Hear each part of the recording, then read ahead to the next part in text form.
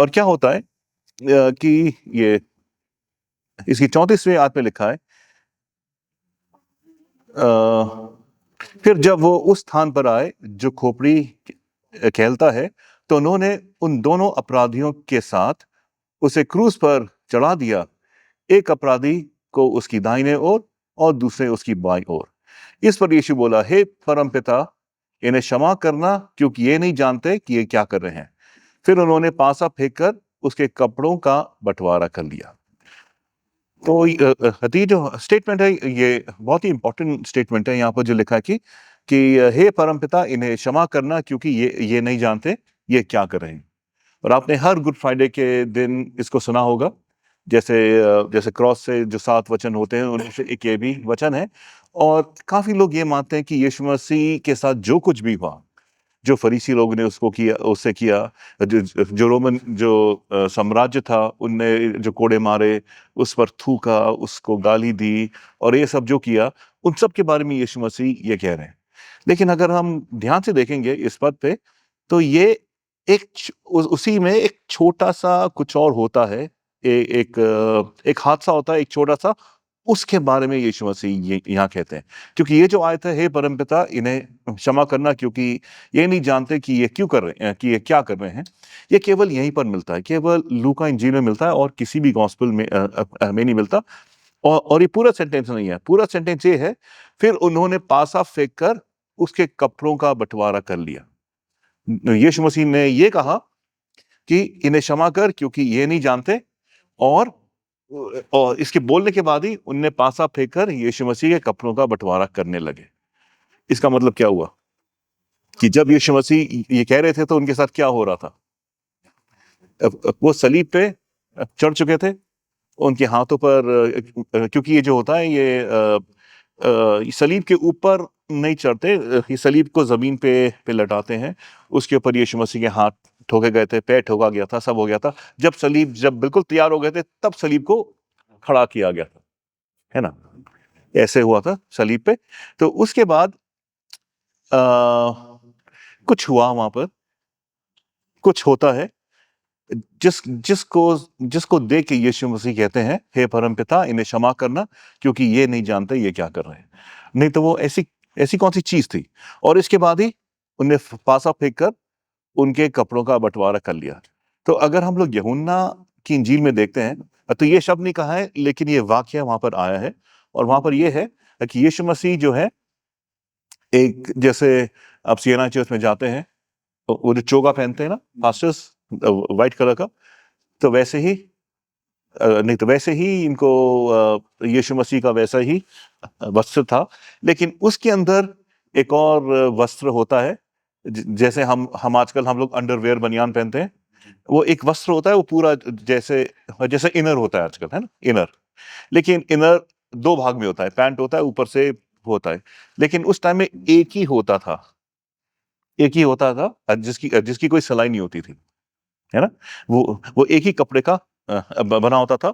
और जो एक कपड़े का जो बना होता था, वो केवल पुजारी लोग ही पहनते थे, क्योंकि इसका एक सिंबॉलिक वो होता था कि जो है, इसमें कोई जोड़ नहीं है, इसमें कोई जोड़ नहीं है, और ये होता था सफेद। तो आप उसको अंडरगारमेंट आप मान लीजिए, ठीक है? तो जैसे जैसे अंडरवेयर बनियान पहना है, उसके ऊपर से चोगा पहना है। तो चोगा उनने क्या किया, चोगा को वो फाड़ सकते थे। तो 4 सिपाही थे, वो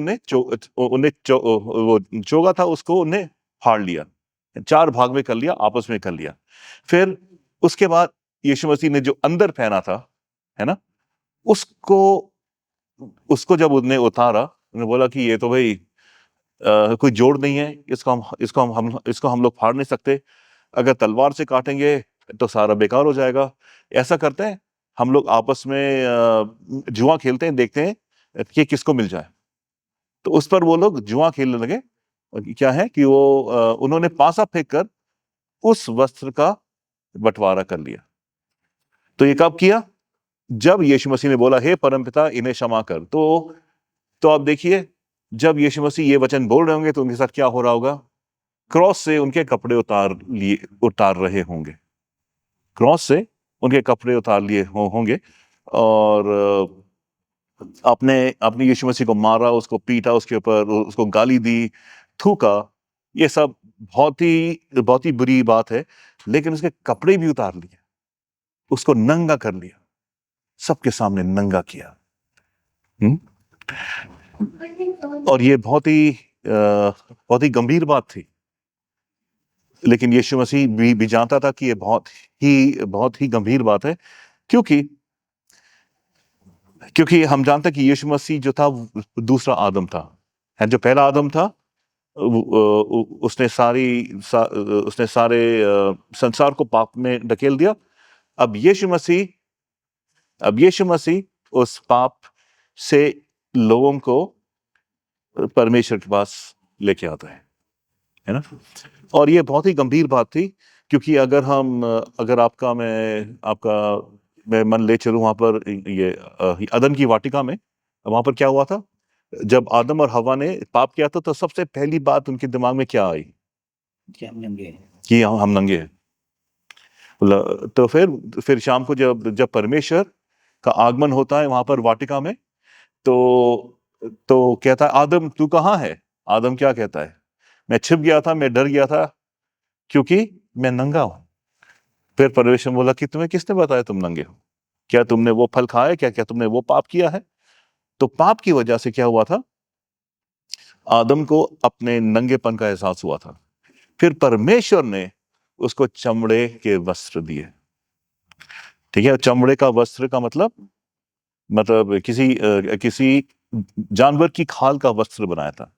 तो जानवर की खाल मतलब एक जानवर को मारा गया होगा, खून बहाया गया होगा, उस खून बहाने के बाद ही उसका पाप छिप सकता था। ये हुआ था अदन की वाटिका में।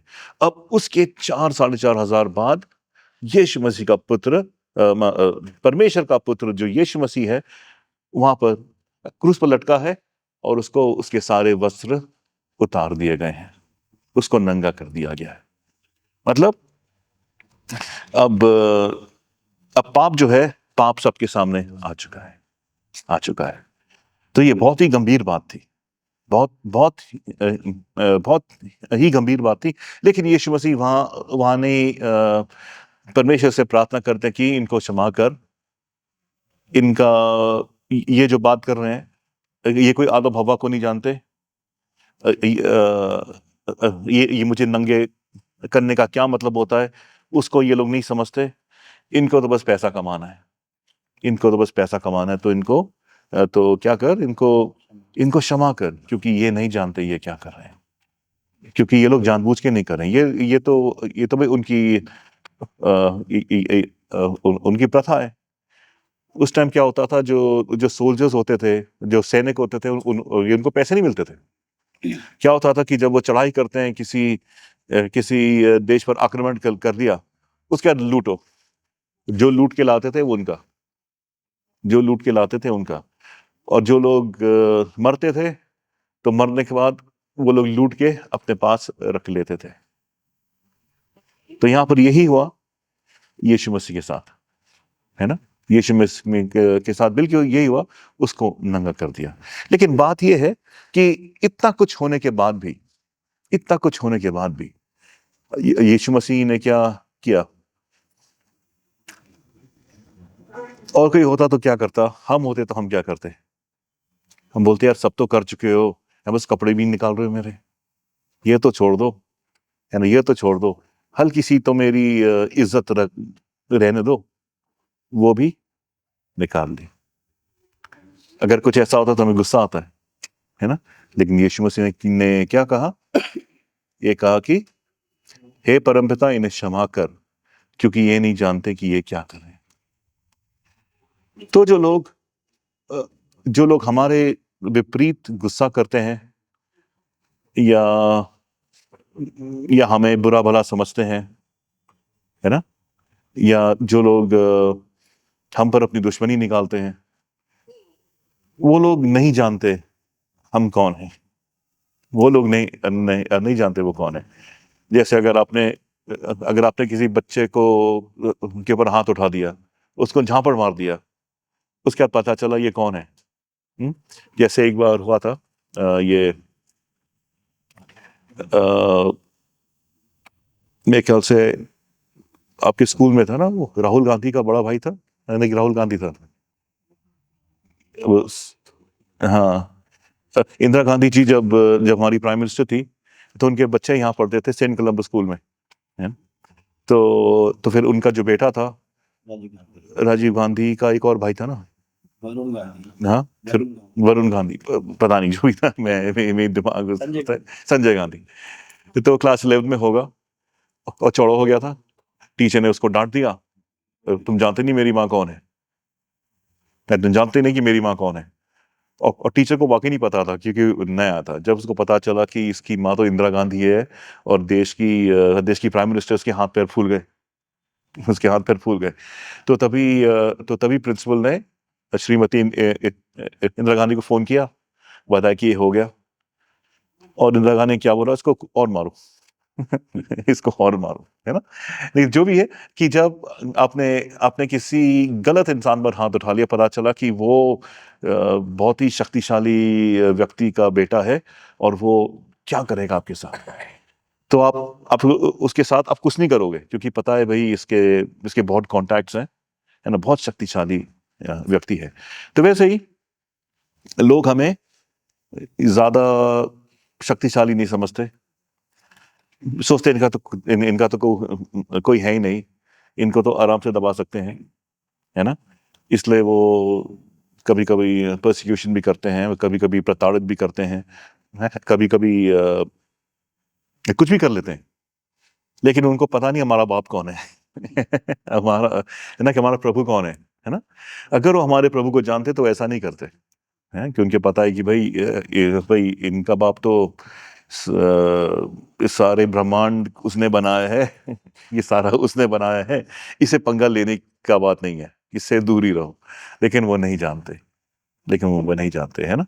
लेकिन तो इसीलिए हमें उनकी बात का बुरा नहीं मानना चाहिए, हमें उनको क्षमा कर देना चाहिए, जैसे यीशु मसीह ने अपने अत्याचारियों को क्षमा किया, ऐसे हमें भी उनको क्षमा कर देना चाहिए। इसीलिए जो एक विश्वासी व्यक्ति होता है, उस विश्वासी व्यक्ति का कोई दुश्मन नहीं हो सकता, है ना? हाँ, ये हमारा कोई दुश्मन, हम औरों के दुश्मन हो सकते हैं नहीं, क्योंकि उस पर हमारा कोई कंट्रोल नहीं है। कोई मुझे अपना दुश्मन बनाना चाहते है, तो फिर उसको मैं कैसे रोक सकता हूँ? लेकिन हमारा कोई दुश्मन नहीं हो सकता है, क्योंकि हमें अपने दुश्मनों से प्रेम करना है। जब हम प्रेम करेंगे तो वो हमारे दोस्त बन जाएंगे, है ना? तो हमें किसी के साथ कैसी भी घृणा नहीं होनी चाहिए, किसी के साथ भी चाहे उसने कितना बुरा किया हो या ना किया हो, उसको क्षमा करना चाहिए। क्योंकि ये जो दो दो चोर थे, उसके बारे में आते हैं, वहां लटकाए गए अपराधियों में से एक ने उसका अपमान करते हुए कहा, क्या तू मसीह नहीं है? हमें और अपने आप को बचा ले। उसने अपमान किया, क्या तू मसीह नहीं है? हमें और अपने आप को बचा ले।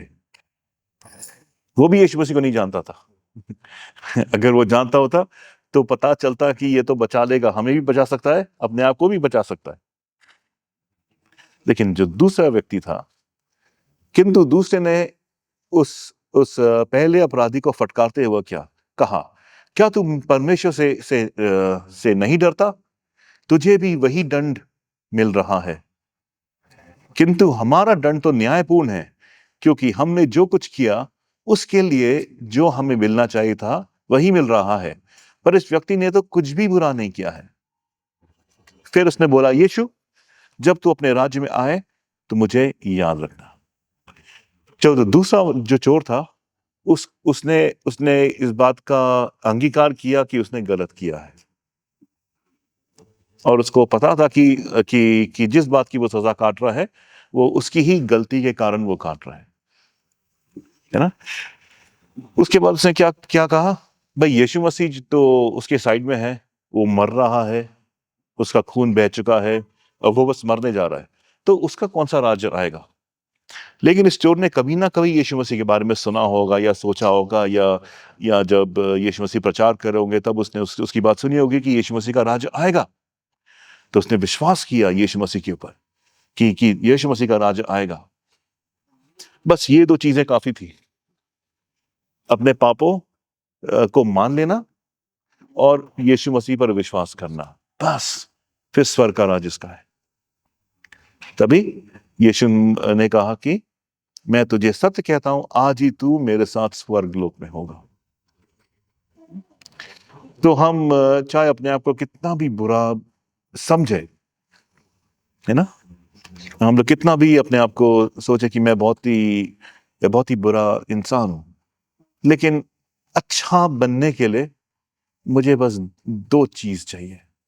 पहली चीज, मानू हाँ मैंने गलत काम किया है, वो मानना बहुत जरूरी है, क्योंकि जब तक हम इस बात पर नहीं आते कि मेरी गलती है, और हर एक को हम लोग ब्लेम करते रहेंगे कि नहीं मुझे तो ऐसे ही बनना था क्योंकि मेरे माँ बाप ऐसी थे, है ना, लाइक ये मुझे पढ़ाई नहीं हुई है, या मुझे मेरे पापा बहुत डांटते थे, घर में दारू चलती थी, तो मैं और कैसा बन सकता था।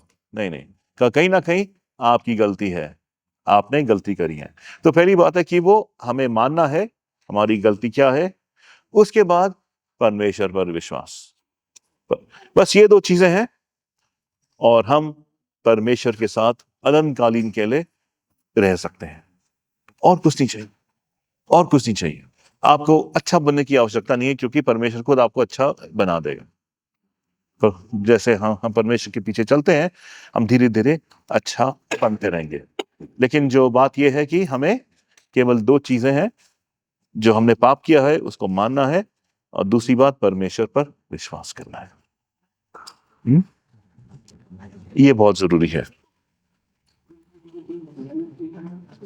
तो यीशु मसीह के साथ बहुत ही बुरा हुआ, और वो सोच भी नहीं सकते थे कि इतना, क्या कहते,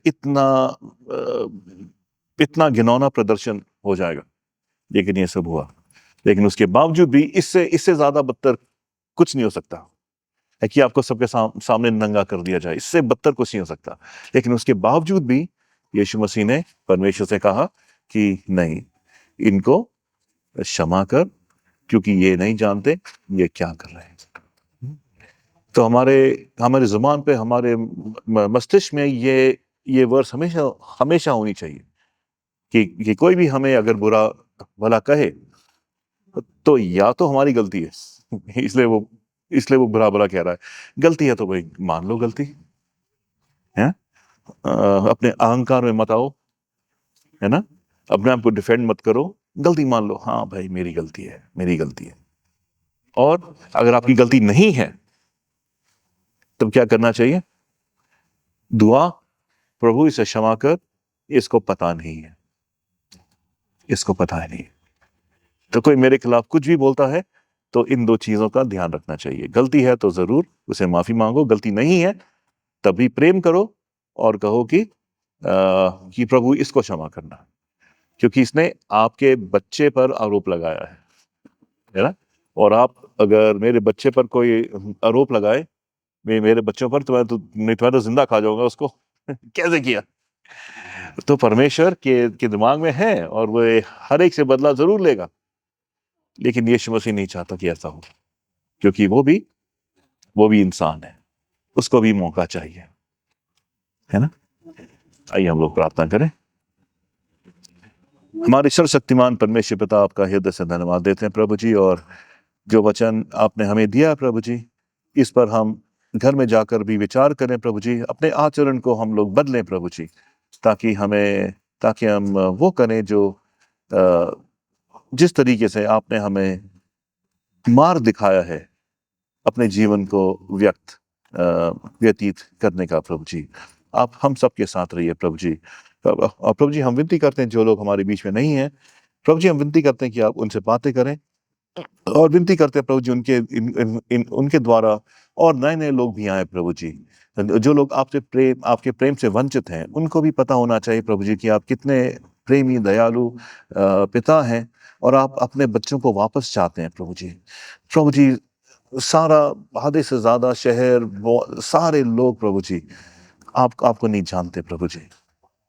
हमारी यही इच्छा है प्रभु जी कि आप हमारे जीवन को इस्तेमाल करें प्रभु जी, हमारे द्वारा लोगों को ये बात बताएं कि कि कि वो लोग उद्धार पा सकते हैं, वो लोग परमेश्वर से मुलाकात कर सकते हैं, कि वो लोग इस जिंदा परमेश्वर के साथ अपना जीवन व्यतीत कर सकते हैं। हमारे साथ रहिए प्रभु जी। ये छोटी सी विनती हम यीशु मसीह के मीठे नाम में मांगते हैं, आमीन।